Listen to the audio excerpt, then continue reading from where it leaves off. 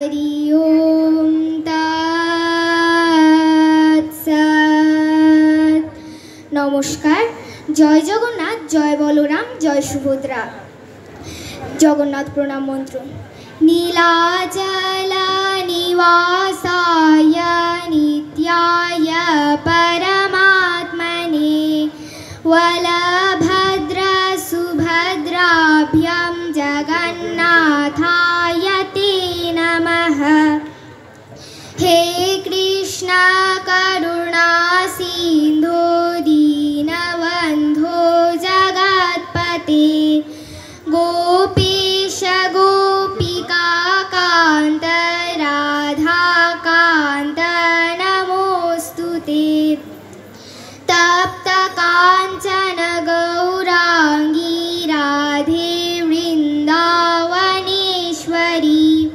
वृषभानुसुते देवी प्रणमामि हरिप्रिये। वाञ्छाकल्पतरुभ्यश्च कृपाभ्यश्च एव च पतितानां पावनेभ्यः वैष्णवेभ्यः नमो नमः। ॐ नमो भगवते वासुदेवाय। अथो श्रीमद्भगवद्गीता प्रथमाध्यायः। अर्जुन विषादयोगः। अर्जुन उवाच। श्लोक नम्बर 40 एवं 41। अधर्माभिभवात् कृष्ण प्रदुष्यन्ति कुलस्त्रियः स्त्रीषु दुष्टासु वार्ष्णेय जायते वर्णसंकर।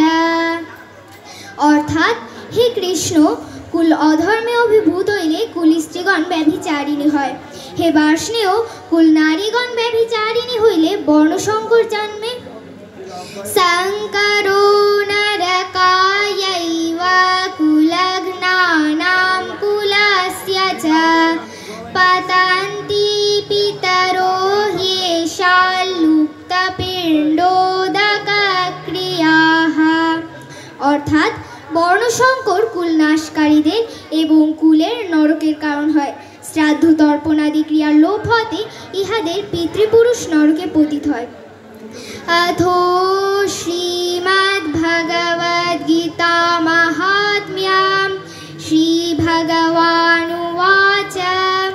गंगा गीता च सावित्री सीता सत्या पतिव्रता ब्रह्मावलिर्ब्रह्मविद्या त्रिसन्ध्या मुक्तिगेहिनी अर्धमात्रा चिदानन्दा भवाग्नि भ्रान्तिनाशिनी वेदत्रयी परानन्दा तत्त्वार्थ ज्ञानमञ्जरी।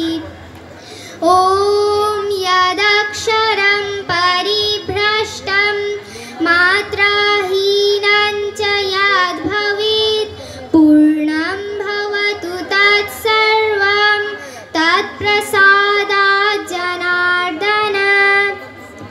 ॐ सर्वेषां मङ्गलं भूयात्। सर्वे सन्तु निरामयाः। सर्वे भद्राणि पश्यन्तु मा कश्चित् दुःखभाग् भवेत्।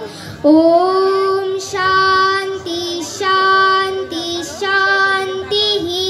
हरिः ओम तत्सत्। সকলকে আবারও প্রণাম জানিয়ে আমি আমার গীতা পাঠ এখানেই সমাপ্ত করছি। নমস্কার।